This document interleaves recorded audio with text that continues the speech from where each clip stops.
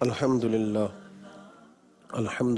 الذی ذی العزت والعلا والصلاة والسلام علی سید الانبیاء شمس الضحا بدر الدجا نور الہدا منبع الجود والعطا اما بعد فاعوذ باللہ من الشیطان الرجیم بسم اللہ الرحمن الرحیم خذ العفو وأمر بالعرف وأعرض عن الجاہلین صدق اللہ العظیم وصدق رسولہ النبی الکریم ان اللہ وملائکتہ یصلون علی النبی یا ایہا الذین آمنوا صلوا علیہ وسلموا تسلیما الصلاۃ والسلام علیک یا سیدی یا رسول اللہ وعلی آلک واصحابک یا سیدی یا حبیب اللہ الصلاۃ والسلام علیک یا سیدی یا رحمۃ للعالمین وعلی آلک واصحابک یا سیدی یا خاتم النبیین۔ حمد و صلوات کے بعد راہ عمل کی اس نشست میں ہم درگزر کے حوالے سے، معافی کے حوالے سے اور انسانی معاشرے کی اس بہت بڑی ضرورت کے حوالے سے کچھ باتیں آپ کی خدمت میں عرض کریں گے۔ قرآن مجید کی سورہ آل عمران میں اللہ تبارک و تعالی نے ارشاد فرمایا خذ العفو، فرمایا درگزر کو اختیار کریں، اور پھر درگزر کے ساتھ ساتھ ارشاد فرمایا کہ وَأْمُرْ بِالْعُرْفِ، اور لوگوں کو بھلائی کا حکم دیں، وَأَعْرِضْ عَنِ الْجَاهِلِينَ، اور جاہلوں سے منہ پھیر لیں۔ اے محبوب علیہ السلام، درگزر کرنا اختیار کریں، بھلائی کا حکم دیں اور جاہلوں سے توجہ پھیر لیں، منہ پھیر لیں۔ قرآن پاک نے دوسری جگہ اپنے بندوں کی تعریف کی اور اللہ کریم نے فرمایا وَعِبَادُ الرَّحْمَنِ الَّذِينَ يَمْشُونَ عَلَى الْأَرْضِ هَوْنًا، فرمایا رحمان کے بندے زمین پر عاجزی سے چلتے ہیں۔ وَإِذَا خَاطَبَهُمُ الْجَاهِلُونَ قَالُوا سَلَامًا، اور جب جاہل ان سے گفتگو کرتے ہیں تو وہ سلام کر کے گزر جاتے ہیں، الجھتے نہیں، وہ اپنی زندگی میں الجھاؤ نہیں پیدا کرتے، درگزر سے کام لیتے۔ معاف کرنا ان کی طبیعت کا حصہ ہوتا ہے، وہ بہت زیادہ باتیں دلوں میں بٹھا کر اپنی زندگی کو تلخ نہیں کرتے،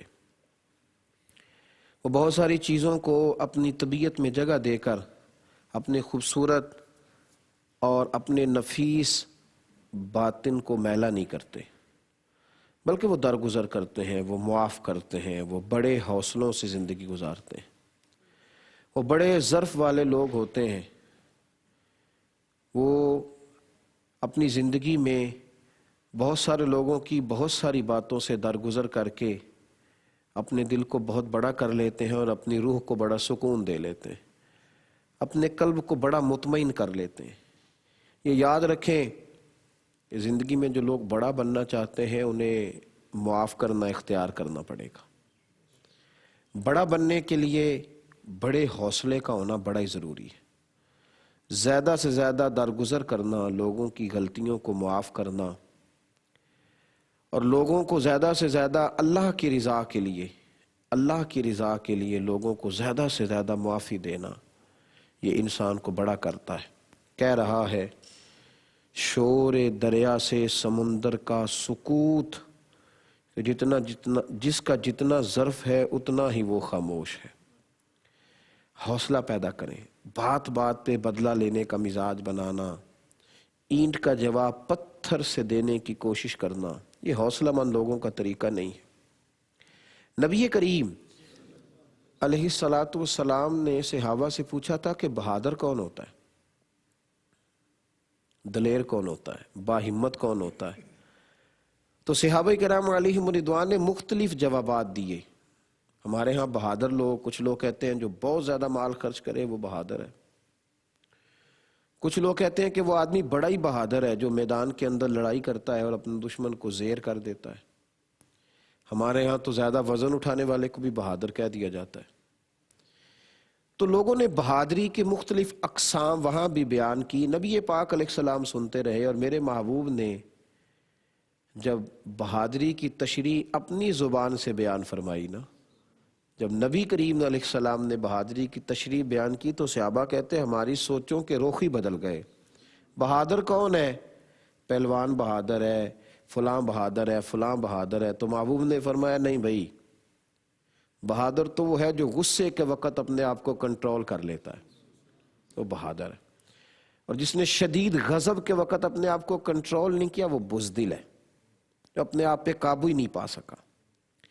کتنے سارے ہمارے کام ہیں جو صرف اس لیے خراب ہو رہے ہیں کہ ہمیں بے جا غصہ آتا ہے۔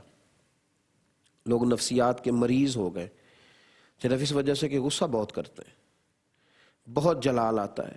بہت سارے عظیم رشتوں کو ہم نے توڑ دیا ہے۔ ایک دن میں اگر 100 لوگ کسی عالم سے کوئی مسئلہ پوچھتے ہیں، شرعی سوال کرتے ہیں، تو ان میں کم از کم 90-95 وہ ہوتے ہیں جو طلاق کا مسئلہ پوچھتے ہیں، اور طلاق کا سبب وہ یہ بتاتے ہیں کہ غصہ بڑا آیا تھا تو اپنی بیوی کو طلاق دے لی۔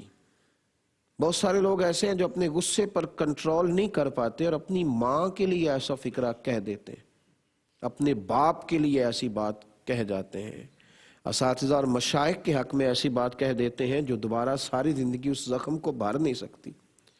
ماں کہتی ہے معاف تو کر دیا ہے پر تیرا جملہ بڑا سخت تھا، جب یاد آتا ہے تو تکلیف ہوتی۔ غصے کے عالم میں زبان سے نکلے ہوئے تیر روحوں کو، دلوں کو اس قدر زیادہ زخمی کر ڈالتے ہیں کہ پھر دوبارہ بہت سارے ادویات بھی استعمال کی جائیں، بڑی مرہم پٹی بھی کرائی جائے، پر وہ والا زخم جو ہوتا ہے وہ بھرتا نہیں۔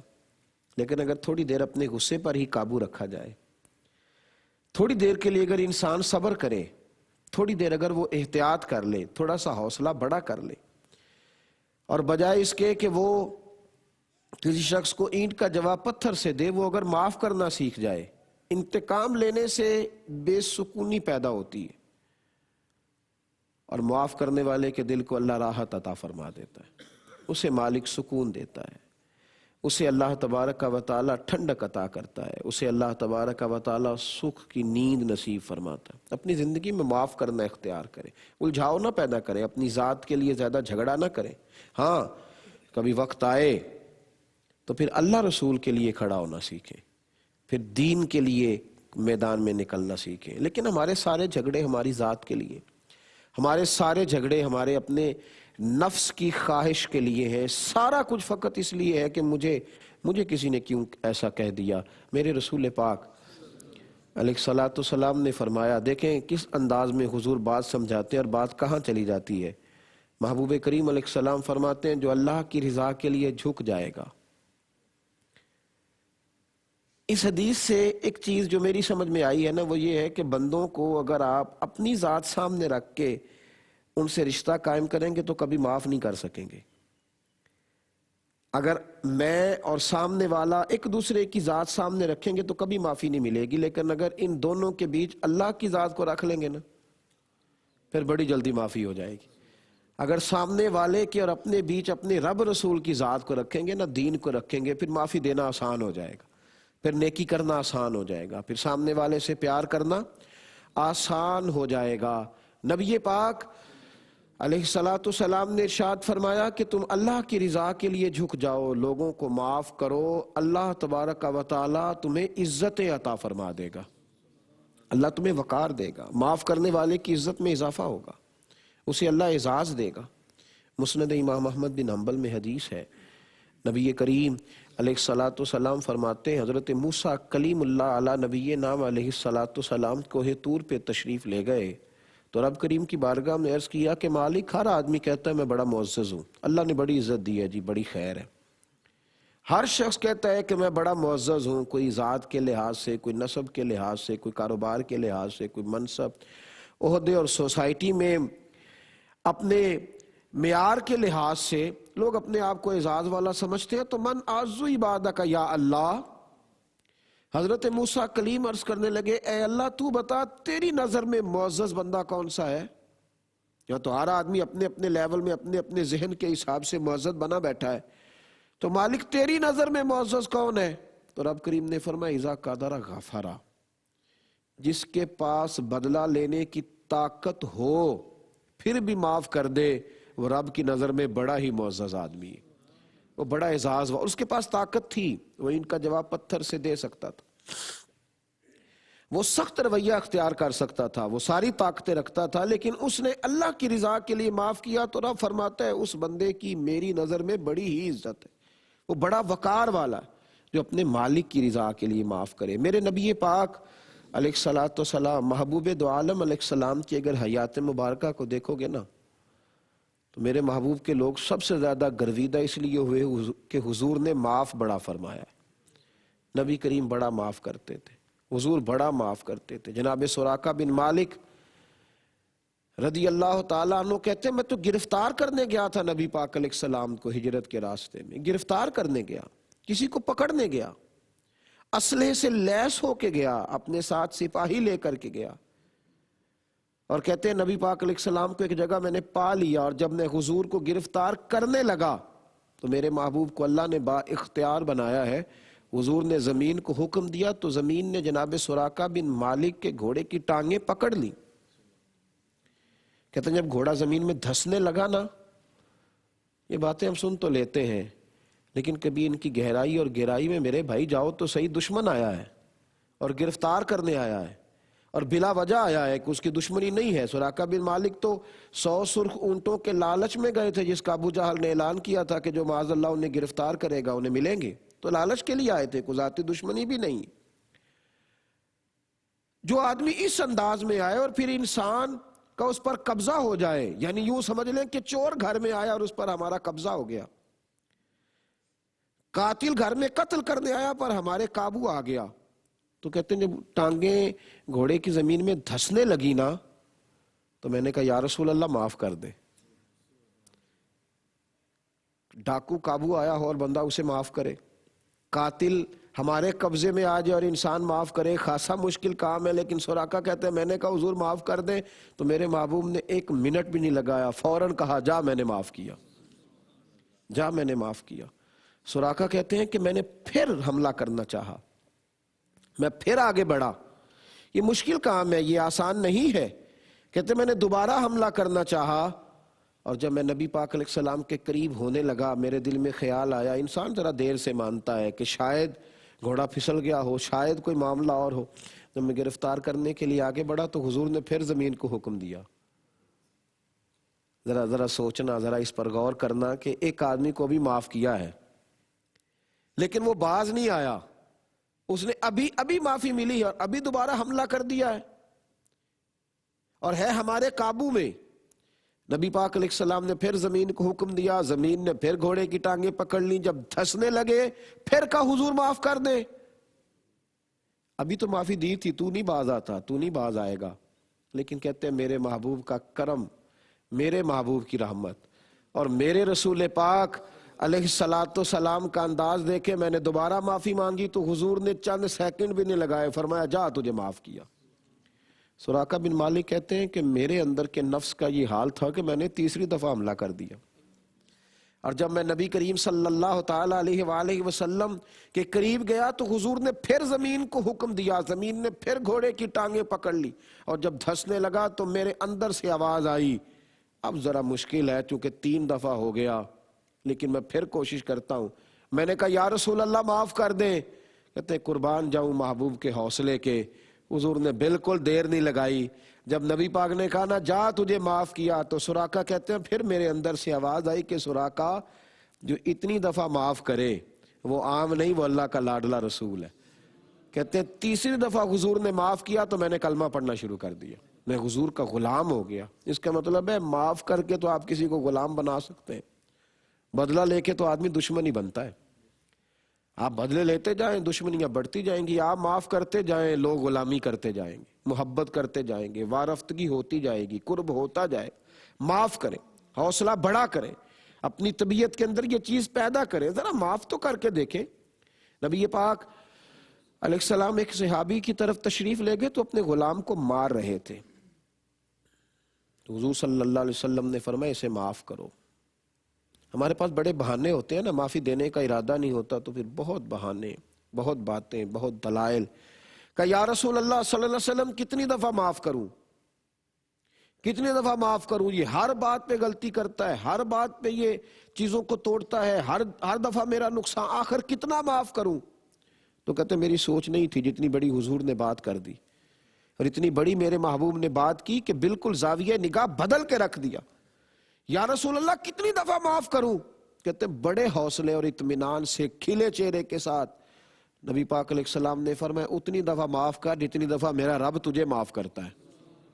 ذرا گننا اپنی زندگی کی غلطیاں، شمار کر اپنے گناہوں کو، حساب کر اپنی کوتاہیوں کا، غور کر کہاں کہاں تو بھولتا ہے۔ ایک دن میں کتنی اذانیں ہوتی ہیں تو کتنی نمازیں چھوڑتا ہے، کتنی جگہ دل توڑتا ہے، کتنی جگہ اس کی زمین پر رہ کر اس کی نافرمانی کرتا ہے، اس کا رزق کھا کر کے کس قدر زیادہ تو اس کے قانون کو توڑتا ہے۔ اور جتنی دفعہ وہ تجھے معاف کرتا ہے نا، تو بھی تھوڑا حوصلہ کر، تو بھی دوسروں کو معاف کر۔ تو میرے بھائی درگزر سے، معافی سے، اور حضور صلی اللہ تعالی علیہ وسلم نے تو ہمیں رحمت حاصل کرنے کا طریقہ بتلایا۔ فرمایا تم اللہ کے بندوں پہ رحم کرو، اللہ تم پہ رحم کرے گا، تم اللہ کے بندوں کو معاف کرو، اللہ تمہیں معاف کرے گا۔ میرے حبیب کریم علیہ الصلوۃ والسلام اس درگزر کو، اس معافی کو پسند کرتے۔ غورث بن حارث ایک شخص تھا، وہ کہتے ہیں نبی کریم علیہ الصلوۃ والسلام ایک جہاد سے واپس آ رہے تھے، تو جب نبی پاک صلی اللہ تعالی علیہ وسلم جہاد سے واپس آئے نا، تو حضور کے دستے مبارک میں تلوار رہتی تھی۔ حضور نے تلوار ایک درخت کے ساتھ لٹکا لی، اور محبوب اس درخت کے پاس آرام کرنے لگے۔ صحابہ ذرا دور دور اپنی اپنی جگہوں پہ تھکے ہوئے تھے، سفر کی تھکان تھی، آرام کر رہے تھے۔ غورث بن حارث کہتے ہیں جب میری نظر پڑی تو میں نے کہا موقع بڑا اچھا ہے۔ میں نے وہ تلوار اتاری، اور میں نے تلوار اتار کے نیام سے نکالی، تو میں نے کہا کہ حضور علیہ الصلوۃ والسلام آرام کر رہے تھے، میں نے کہا کہ اب میں پورا قابو پا گیا ہوں، معاذ اللہ میں شہید کر دوں گا۔ کہتے جب میں نے تلوار نکالی تو میرے محبوب نے آنکھیں کھولی۔ نبی کریم علیہ الصلوۃ والسلام بڑے اطمینان سے اٹھے، دستار مبارک کو سیدھا کیا، تو غورث بن حارث کہنے لگا آپ میرے قابو میں ہیں، اب آپ کو مجھ سے کون بچائے گا؟ تو محبوب نے بڑے اطمینان سے، بڑے خوبصورت انداز میں فرمایا مجھے میرا اللہ بچائے گا۔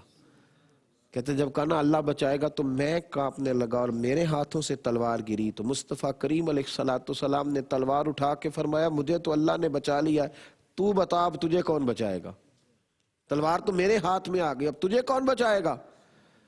غورث بن حارث کافر تھے، پر کہتے میں یہ جانتا تھا، یہ بعد میں مسلمان ہوئے، باسیرت نگاروں نے لکھا، کہنے لگے کہ میں یہ جانتا تھا کہ حضور درگزر بڑا کرتے ہیں، معاف بڑا کرتے ہیں۔ جب مصطفیٰ کریم علیہ السلام نے فرمایا نا اب تجھے کون بچائے گا، تو میں نے کہا یا رسول اللہ مجھے آپ کا درگزر کرنے والا وصف بچائے گا، آپ کا رحمت للعالمین ہونا بچائے گا، آپ کا کریم ہونا، مہربان ہونا بچائے گا۔ تو کہتے ہیں اس شخص کو جو قتل کرنے آیا تھا، مصطفیٰ کریم نے فرمایا جا میں نے تجھے معاف کیا، جا میں نے تجھے معاف۔ ہم تو چھوٹی چھوٹی باتوں میں بدلہ لینا چاہتے ہیں۔ اگر کوئی گاڑی والا کراس کر گیا نا رستے میں، تو جب تک ہم اسے کراس نہیں کریں گے اندر کی آگ نہیں بجھے گی۔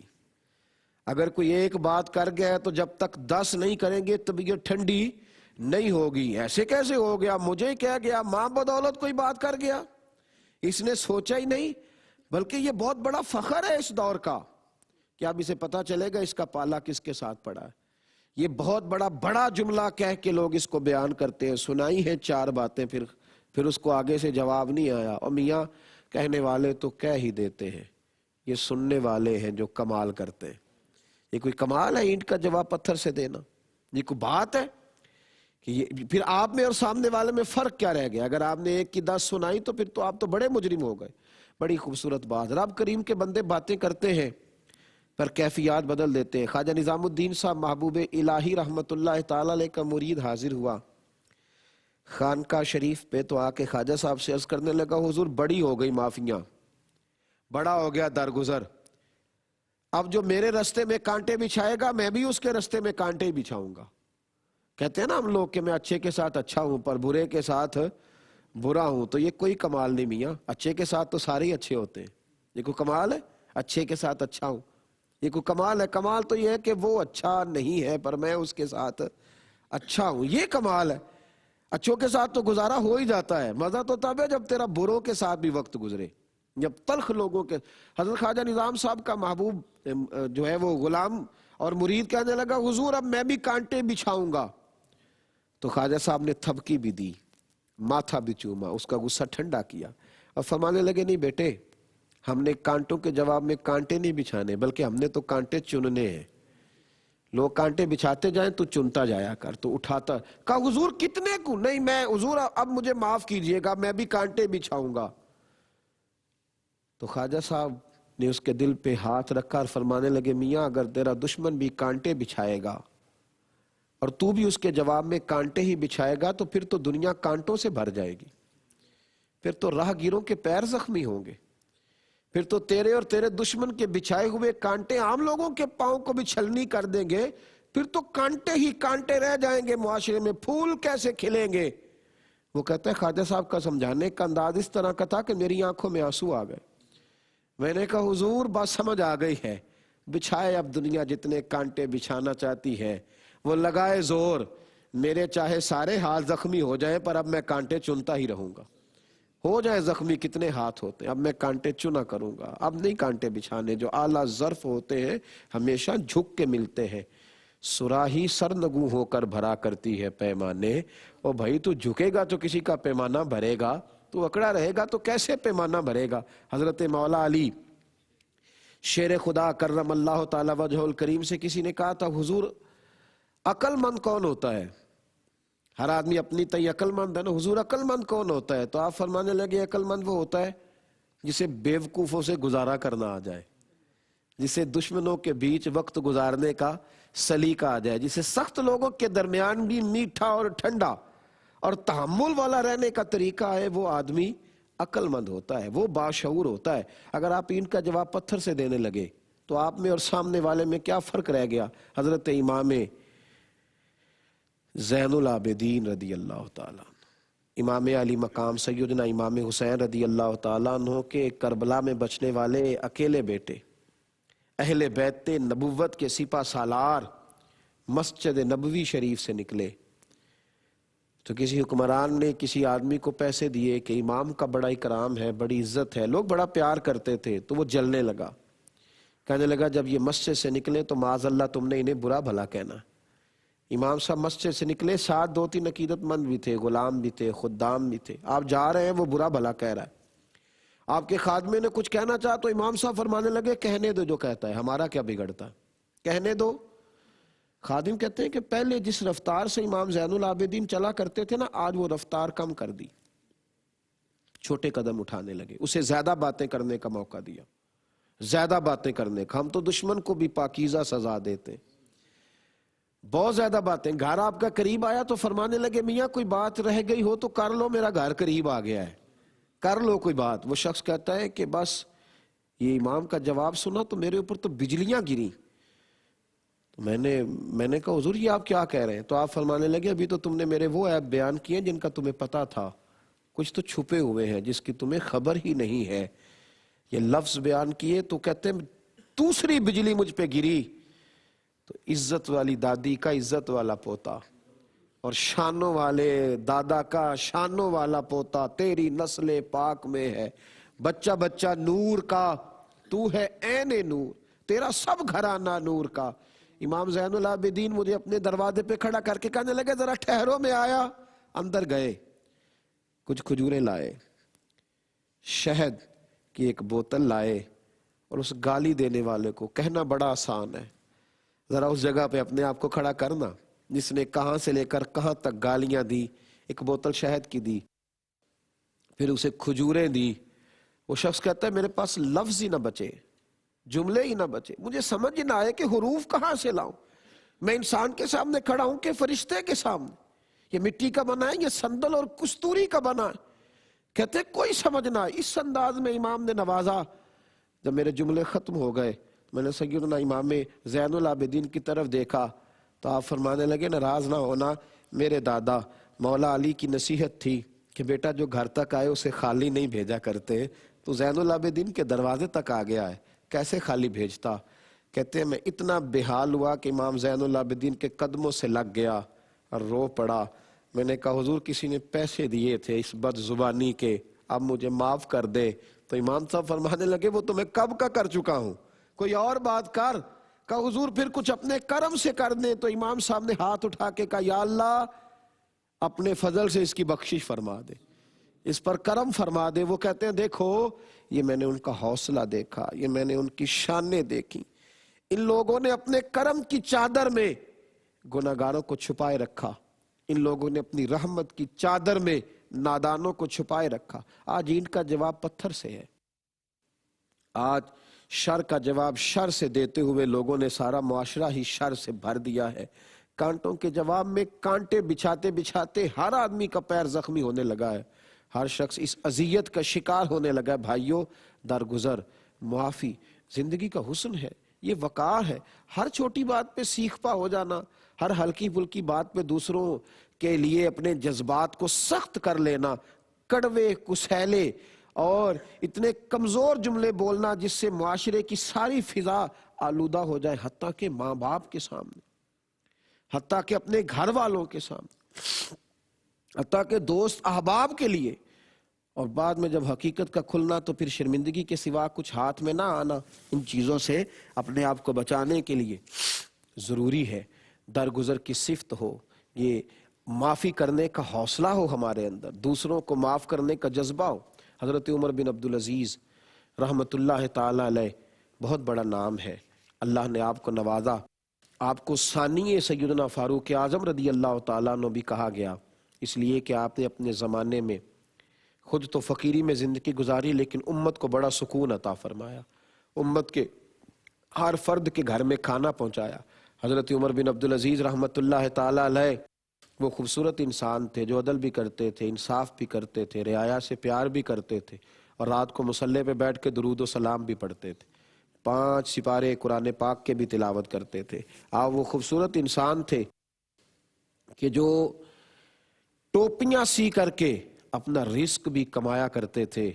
بڑی شان اللہ نے دی، بڑا وقار دیا. وقت کے حکمران لکڑی کے جوتے پہنے ہوئے ہیں، رات کا وقت ہے، رعایا کی خبرگیری کے لیے گلیوں میں گھوم رہے ہیں. ایک بزرگ انسان گلی میں سوئے ہوئے تھے.